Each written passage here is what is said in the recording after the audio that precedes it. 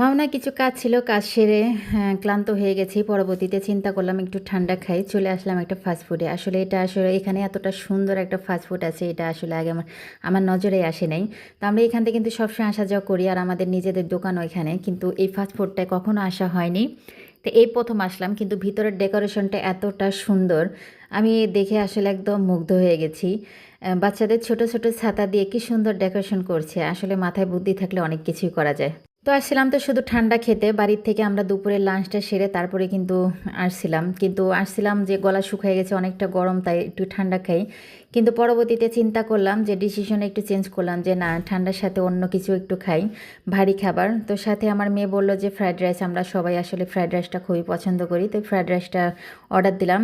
তো তার অর্ডার আসতে আসতে আমরা এই ফাঁকে একটু পুরাটা ঘুরে দেখলাম।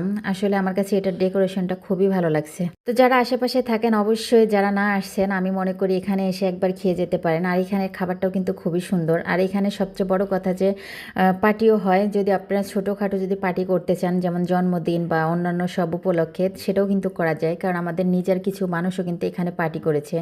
তো আমার কাছে দেখেন হারিকেনও কিন্তু আছে। তো এই জিনিসগুলো আমার কাছে খুবই ভালো লাগছে। তো অবশেষে খাবার চলে আসলো। খাবার খাওয়া শেষ করে পরবর্তীতে চলে যাব, কারণ খাবার খেতে খেতে অনেকটা সময় হয়ে গেছে, প্রায় বিকাল হয়ে গেছে, বাড়িতেও কাজ আছে। তো আমরা এখানে খাওয়া দাওয়া শেষ করে পরবর্তীতে চলে গেলাম, খাবারটা খেলাম। আসলে খাবারটাও খুব মজা। খাওয়া দাওয়া শেষ করে আপনাদের ভাইয়া আমাদের একটা রিক্সাতে উঠে পড়ে, সে তো দোকানে চলে গেল আর আমরা চলে আসলাম বাড়িতে।